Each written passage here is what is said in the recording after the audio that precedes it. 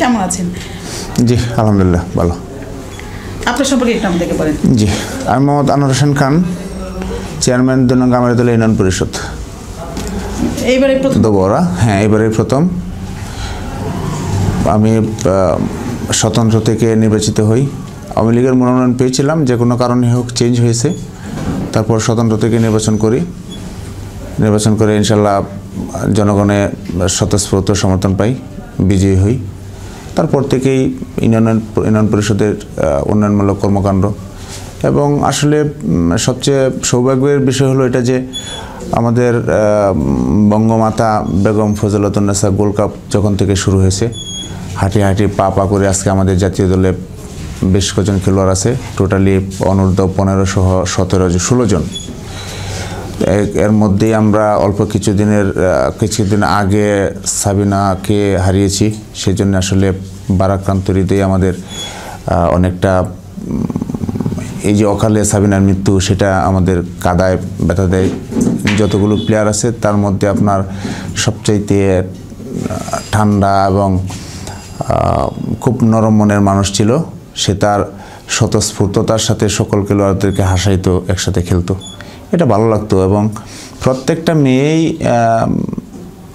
আমি যতটুকু ব্যক্তিগতভাবে তাদেরকে সহযোগিতা করি এবং পাশাপাশি খোঁজখবর রাখার চেষ্টা করি, এরা খুব আপন মনে করি, আমার সাথে খুব মিশে সবসময়। যে আপনার তহুরা, এতে দেখলাম যে মাননীয় প্রধানমন্ত্রীর কাছ থেকে পুরস্কার নিচ্ছে। সে যখন প্রথম গোল্ড কাপ খেলতেছিল, তখন আমরা ওই অর্থ বছরে আমরা রানার্স আপ হই। তো আমি এর চুল কেটে দিয়েছিলাম আমাদের ছেলেদের মতো, তো খুব রাগ করছে। তারপরে দেখা গেছে এখন তাদের চুল, এই শামসুন নাহার এবং তহুরার সেই কাটিংয়ে রয়ে গেছে। আজকে যদি জিজ্ঞেস করি যে কী অবস্থা, তোমার চুল এখন লম্বা হয় না? এখন না ভাই, ওটাই ভালো লাগে। তো এদের সাথে মিশতে আমি গত 4 তারিখ দেখলাম যে আমাদের মারিয়া মান্দা অনূর্ধ্ব 15-তে আপনার সাব চ্যাম্পিয়নশিপের যে পুরস্কার নিলেন, মাননীয় প্রধানমন্ত্রী পুরস্কার দিলেন।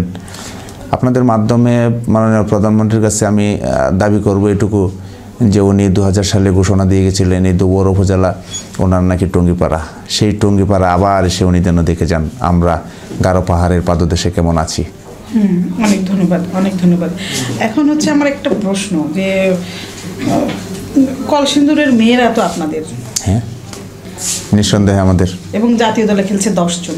হ্যাঁ, আরও 11 জন সম্ভবত।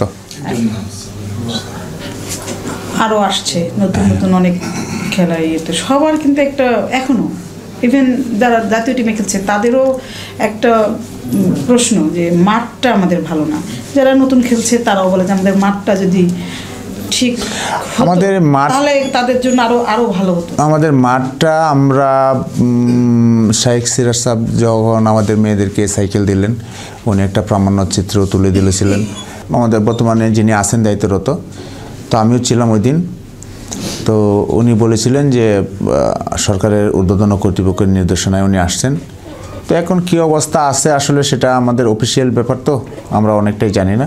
তো আমরা চেষ্টা করতেছি যদি ড্রেনেজ ব্যবস্থাটা হয়ে যায়, তাহলে এই মাঠের যে সাধারণ অবস্থাটা যেন এর থেকে আর একটু উন্নতি করা যায়। সেটা আমি ইউনিয়ন পরিষদের গ্রামীণ অবকাঠামো রক্ষণাবেক্ষণের যেসব বরাদ্দ আছে আমাদের, তা থেকে যতটুকু সম্ভব আমি ইনশাল্লাহ সাময়িকভাবে করে দেওয়ার চেষ্টা করব।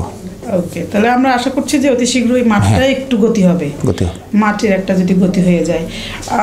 আপনি নিশ্চয়ই খেয়াল করেছেন, আমরা আসলে অনেক প্লেয়ারের বাসায় গিয়েছি, বাড়ি গিয়ে সাক্ষাৎকার দিয়েছি। তো আমাদের নজরে একটা বিষয় এসেছে, সবার বাড়িতে খোলা পায়খানা। এটা হলো যে আমাদের যেসব বরাদ্দ থাকে তার মধ্যে বিভিন্ন ক্রাইটেরিয়া অনুযায়ী বিভিন্ন ধরনের আপনার অর্থ বরাদ্দ থাকে। সেটা আমরা একটা ইউনিয়ন পরিষদের আওতায়, যেমন আমাদের গামারিতলায় টোটালি 50,000 মানুষের বসবাস, প্রায় 19,500 ভোটার। সেক্ষেত্রে আমি চেষ্টা করে যাচ্ছি যেন ওই যে খাতে যে বরাদ্দটা আছে তা থেকে যথাযথ প্রয়োগের জন্যে। তো এই যে আপনি বাথরুমের কথা বললেন, আমি এটা আমার নজরে আপনার মাধ্যমে আসছে। অদ্যাবধি পর্যন্ত কোনো প্লেয়ার বা কারো অভিভাবক বা কোনো ইউপি সদস্য আমাকে বলে নাই। যদি বলতো, মেয়েদেরকে আমি আমার সাধ্যমতো খেলা শুরু থেকে, যে আমাদের যুগান্তর পত্রিকার হাশেম আছে সাংবাদিক, এবং সে স্থানীয়ভাবে আমাদের দুবর উপজেলার সাংবাদিকদের মধ্যে সবচেয়ে বেশি খবর রাখে এবং যোগাযোগ রাখে। আমি তাকে জিজ্ঞেস করলে আপনারা পাবেন যে আমি মেয়েদের পাশে কতটুকু থাকি। আপনি অবশ্যই আছেন, আপনি হচ্ছে এলাকার এখন পিতা, মানে এই এলাকার আমি হ্যাঁ, আমি আপনার বলি আপনাকে, আমাদের এই যে আপনার এইবার যে গ্রীষ্মকালীন খেলা গেল, তারপরে বঙ্গমাতা খেলা গেল, আমি এই টোটালি আমার ইউনিয়ন পরিষদ, আমি 12 জন ইউপি সদস্যের সাহায্যে, আমার নেতৃত্বে আমি 2 মাস একাধারে আমি ওদের খরচ বহন করেছি। ওকে, আমি অনেক ধন্যবাদ, এটা তো অনেক ভালো কাজ এবং অনেক ভালো উদ্যোগ। আপনি তো 12টা লেট্রিন দেওয়া যাবে বা 20টা লেট্রিন দেওয়া যাবে, এটা তো আমার সরকারি বরাদ্দ, এটাতে আমার কোনো আপত্তি নাই। আপনাকে অ্যাকচুয়ালি আপনাকে দিতে বলছি না, কারণ আপনার অধীনে এখন সব এনজিও আসছে, বিভিন্ন সংগঠন আছে, যেমন প্রত্যেকটা এলাকার নিজস্ব কিছু বৈশিষ্ট্য থাকে। ধরেন কোন এলাকার চা ভালো, কোন এলাকার মাটি ভালো, কোন এলাকার ধান ভালো, কোন এলাকার আলু ভালো, এলাকা ভিত্তিক, যেমন বগুড়ার দই ভালো, বগুড়ার দই ভালো। সো বিভিন্ন এলাকার কিছু কিছু বৈশিষ্ট্য আছে। কলসিন্দুরের বৈশিষ্ট্য কিন্তু ভালো। কি কলসিন্দুরের সব থেকে ভালো কি? আমাদের কলসিন্দুরের বৈশিষ্ট্য হলো যে আমরা বর্তমান সময়ে যদি ধরি, তাহলে সেটা আমাদের যে আমাদের সাংস্কৃতিক জগতের সবচেয়ে বেশি পছন্দনীয় খেলা হলো ফুটবল, এবং আমরা এটা দিয়ে সারা বাংলাদেশের নজর কাড়তে পেরেছি। This is the answer. কলসিন্দুরের প্রোডাকশন হচ্ছে ফুটবল, মেয়ে ফুটবলার। এই যে এদেরকে নার্সিং করার কথা আপনি কিভাবে ভাবছেন? এদেরকে আসলে আমরা যখন বঙ্গমাতা খেলা শুরু করেছিলাম, তখন বিভিন্নভাবে আমার আওয়ামী লীগের এইখানে একটু, বঙ্গমাতা তো মনে হয় শেষ হয়ে যাচ্ছে এবছর, মনে হয় আর এরপর থেকে আর মনে হয় করবে না। এইটা যদি হয় তাহলে আমাদের জন্য, অর্থাৎ খুদে ফুটবলারদের জন্য একটা দুর্ভাগ্য হবে। কেননা সারা বাংলাদেশে আপনি ফুটবলের ইতিহাসে একটু তাকিয়ে দেখুন যে আমরা এইবারই, সেক্ষেত্রে বিকল্প কি হবে? আপনি বন্ধ করে ফেলে তো কিছু করার থাকে না, আমরা আমাদের স্টাডি চালিয়ে যাব। সেক্ষেত্রে যদি বাফুফে আপনার তৃণমূল থেকে এই যে খুদে ফুটবলার, আজকে বঙ্গমাতা ফজলুন্নেসা গোল্ড কাপের কারণে আমরা জাতীয়ভাবে একটা প্রতিযোগিতা হয়েছে, সেই প্রতিযোগিতাতে অনেক খুদে ফুটবলার আজকে জাতীয় টিমের আপনার প্লেয়ার, এরা সুনামের সাথে আপনার বিশ্ব দরবারে আমাদের দেশকে পরিচিতি করিয়ে দিয়েছে, এবং এটাই মনে হয় আমাদের যে সাব গেমসের প্রথম বিজয়, যে কারণে আমরা আমাদেরকে নিয়ে গর্ববোধ করি, এবং আমরা দাবি করব যেন গভর্নমেন্ট, আজকে আমার দল বাংলাদেশ আওয়ামী লীগ রাষ্ট্রীয় ক্ষমতায়, যে সরকারি যে দলই ক্ষমতায় আসুক সেটা বড় কথা না। বড় কথা হলো যে আমাদের তৃণমূল থেকে, এই প্রত্যন্ত অঞ্চল থেকে একজন যোগ্য প্লেয়ার, সেটা তার মেধা মনন দিয়ে জাতীয় পর্যায় পর্যন্ত আপনার পৌঁছাইতে, তার মেধাকে বিকশিত করতে, তুলে ধরতে একটা প্রতিযোগিতা লাগবে। সেই প্রতিযোগিতাটা থাকুক, এবং এটা একটা রাষ্ট্রীয় আইনের মধ্য দিয়ে সেটা থাকুক, প্রতিষ্ঠিত হোক, এটা আমরা চাই, এটা আমাদের দাবি। কিন্তু এই যে যদি কলসিন্দুরের মেয়েরা যদি সম্পদ হয়, আপনার মানুষ তো সম্পদকে পুঁজি করে সামনের দিকে আগায়, সম্পদের মানে এই কলসিন্দুরের মেয়েদের, এই যারা এখন খেলছে, এদের প্রত্যেকেই হতদরিদ্র। অনেকের বাড়ি ঘরে হচ্ছে যে বেড়া নাই। আপনি জাতীয় দলে খেলে আমাদের শিউলি, না শিউলি আজিম বাসায় গিয়েছেন? হ্যাঁ, আমি এটা আমার ইউনিয়নের শেষ সীমানা, তারপরে দক্ষিণ মাইজপাড়া, এরকম আরো অনেক কয়েকজন আছে, মানে বেশ কজন জাতীয় প্লেয়ার না, যারা নতুন খেলছে, এই যে 38 জনের মতো প্লেয়ার যারা খেলছে, এটা আমাদের বেশিরভাগই হচ্ছে একদম দারিদ্র সীমার নিচে বাস। এটা আমাদের একটা আপনার দারিদ্র সীমার নিচে। কিন্তু আপনি যখন এদেরকে সম্পদ বলেন, যখনই আপনি এদেরকে বাইরে নিয়ে যেতে চান বা ফোকাস করতে যাবেন, তখন কিন্তু ওদের অর্থনৈতিক ইস্যুগুলা জড়িত হয়। ওরা কিন্তু যেতে পারে না, আসতে পারে না, খেতে পারে না, পোশাক করতে পারে না, তাদের পোশাক ঠিক মতো নেই, হয়তো একটাই কেনা আছে বা দুইটাই কেনা আছে।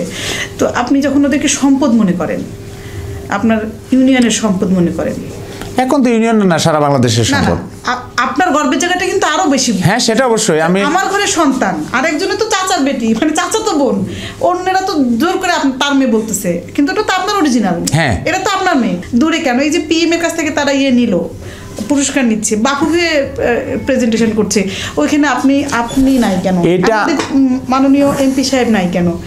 উপজেলা পরিষদের চেয়ারম্যান নাই কেন? এটা তো আপনাদের, মানে ছেড়ে দিলেন কেন? এটা আমাদের এক ধরনের লজ্জার ব্যাপার। আমি সত্যি কথা যদি বলতে যাই বা বলি, সেক্ষেত্রে আপনার দেখা যাবে যে আমাদের বাঙালির স্বভাবতই একটু হিংসুটে। তা না হলে যারা আর্থিকভাবে আপনার সার্বিক সহযোগিতা করে, মানসিকভাবে প্রস্তুত থাকে সহযোগিতা করার জন্যে, সেসব অভিভাবকদের তাদের পাশে থাকার সুযোগ হয় না। সেটা আমাদের মনের যেটা হিংসা, একটা বিদ্বেষ। কারণ আমার পুরস্কার গ্রহণ করেছেন আমার ইউনিয়নের সবকটা মেয়ে, সেখানে আমার এনপি মহোদয় আছেন মিস্টার জুয়েল আরেং, আদিবাসী সারা বাংলাদেশের একজন এনপি। আমাদের এই টিমের অধিনায়ক হলো আদিবাসী। তো এই যে আজকে এনপি মহোদয় যদি পাশে থাকতেন, আমাদের দাবি দেওয়ারা মাননীয় প্রধানমন্ত্রীর দৃষ্টিতে আরও সুন্দর করে আমরা গোছালো সাজালোভাবে আমরা তুলে ধরতে পারতাম। নাই কারণটা হলো এটা প্রতিষ্ঠানে যারা দায়িত্ব পালন করে, প্রধান শিক্ষকের বা তারা আসলে কিভাবে তারা পুরস্কার গ্রহণ করে, সেটা আমরা, যদিও আপনি কথাটা তুলে ধরেছেন, কিন্তু আমরা আমাদের প্রতিষ্ঠানের মানুষ গড়ার কারিগর মনে করি আমরা টিচারদের, কিন্তু তারা কতটুকু নিজেরাই নিজেদেরকে গড়তে পেরেছেন সেটা প্রশ্নের। ওকে, এই কোঅর্ডিনেশনের দায়িত্বটা কার? এটা যারা আপনার স্কুলের শিক্ষক, খেলোয়াড়, কোচ, এমপি, আপনি কিন্তু ইউনিয়ন পরিষদের প্রধান। এই গ্রামের ছোট ছোট সালিশগুলো আপনি করেন, এত ছোট ছোট ইস্যু আপনার কাছে আসে, এটা একটা ন্যাশনাল ইস্যু, এত বড় একটা গৌরবের জায়গা, আপনি ছেড়ে দিলেন কেন? কেন আপনি শুধু শিক্ষকের উপরে নির্ভর করছেন? শিক্ষক ডাকলে আপনি যাবেন, শিক্ষক না ডাকলে না, সেটা না। আপনি যেভাবে প্রশ্নটা করলেন, আসলে বিষয়টা হলো এরকম যে আমরা প্রত্যেকটা কাজে আমাদের যে যার অবস্থানে আছে যদি সঠিকভাবে দায়িত্ব পালন করতে যায়, তাহলে প্রত্যেকেই ব্যস্ত থাকে। আপনি আরো একটু কঠিন করে আমি বলছি, হ্যাঁ, তাহলে মানে ভাবছেন যে আমাকে ডাকে নাই, তাহলে আমি কেন যাব? ব্যাপারটা কেমন? ঠিক তাই, ডাকতেই হবে আপনাকে। অবশ্যই, না ডাকলে, আমি আপনার বাড়িতে বিয়ে হচ্ছে, আপনি আমাকে দাওয়াত দিলেন, আপনি কেন খেতে যাব? আর সুন্দর খাবার দাবার আছে, তাই কি? হ্যাঁ, তাই তো। আপনি অভিভাবক। আমি অভিভাবক যদি আপনি মনে করেন। না মনে করলে কি আপনি অভিভাবক না? না, আমি গায়ে পড়ে আমি আপনার দায়িত্ব পালন করতে কেন যাব? আমি গত 4 তারিখ তারা পুরস্কার গ্রহণ করবে মাননীয় প্রধানমন্ত্রীর কাছ থেকে, এটা আমি যখন ফেসবুকে দেখলাম, তখন আমি বুঝতে পারলাম যে তার 4 তারিখে তারা পুরস্কার গ্রহণ করছে। এখানে আমরা এই স্কুলের প্রতিষ্ঠানের যেসব মেয়েরা, এরা শুধু এখন আর আমাদের নেই, এরা জাতীয় সম্পদ। সেই ক্ষেত্রে আমরা বিভিন্নভাবে দেখি যে স্কুলের যারা প্রধান শিক্ষকের দায়িত্ব পালন করেন, এটা আমার নেতা, জাতির জনক বঙ্গবন্ধু শেখ মুজিবুর রহমান সাহেব বলেছিলেন 7.5 কোটি বাঙালির জন্য 7.5 কোটি কমল এনেছিলেন, ওনারটা নাই। আমার এই দেশের মানুষ, এখানে আমি ক্লোজ করে দেই। তার মানে হচ্ছে আপনি কি এটা স্বীকার করছেন যে আপনাদের মধ্যে একটা সমন্বয়হীনতা কাজ করছে? আমাদের মধ্যে, শুধু আমাদের মধ্যেই না, তারা আমাদেরকে ডাকলে সহযোগিতা করার কোনো রকম কোনো দ্বিধাবোধ নেই।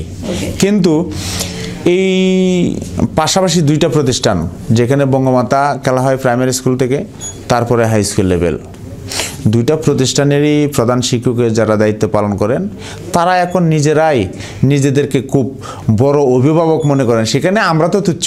আমি ইউনিয়ন পরিষদের চেয়ারম্যান। আপনি কি আমাকে একটা কমিটমেন্ট দিবেন কিনা? এখন আমি আপনার কাছে একটা কমিটমেন্ট। শিওর।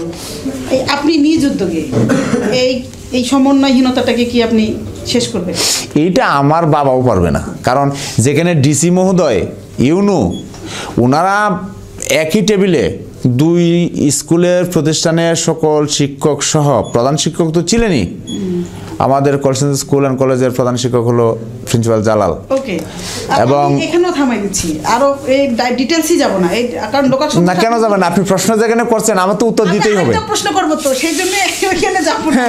আচ্ছা, আপনি যখন ওই যে ডিসি, এসপি, ইউএনও এবং হচ্ছে আপনি জানেন যে এক্স্যাক্টলি সমস্যাটা কোন জায়গায় হচ্ছে, সব থেকে বেয়ারা যে জায়গাটায়, যেখানে হচ্ছে ঠিকমতো বাড়িটা দিলে কাজটা হবে, ওই জায়গায় বাড়িটা দেবেন, শুধু এই কমিটমেন্ট। সেইখানে আমি এখন মনে করি যে সত্যি কথা বলতে আমি একমাত্র আল্লাহ ছাড়া আমার সততা থেকে কেউ এই পর্যন্ত অদ্যাবধি পর্যন্ত আমাকে আমার সিদ্ধান্ত থেকে না নিতে পারে নাই। আমি এই অবস্থানে আইসা আমি চাইবো যে আপনারা যেভাবে জানতে চেয়েছেন আমিও ঠিক সেভাবেই উত্তর দেওয়ার চেষ্টা করছি, এবং আমি যতটুকু জানি সেটুকুই বলার চেষ্টা করছি। আমাদের যে প্রধান দুই স্কুলের যিনি দুই প্রধান শিক্ষক, এখন তাদের ব্যাপারে প্রশাসনিক অর্থাৎ ওনার ঊর্ধ্বতন কর্তৃপক্ষ যারা আছেন, ইউএনও, ডিসি মহোদয় বা আপনার শিক্ষা বিভাগ, শিক্ষা মন্ত্রণালয়, সরাসরি এদের বিরুদ্ধে প্রশাসনিক ব্যবস্থা নেওয়া ছাড়া এদের থেকে কোনো রাস্তা নাই।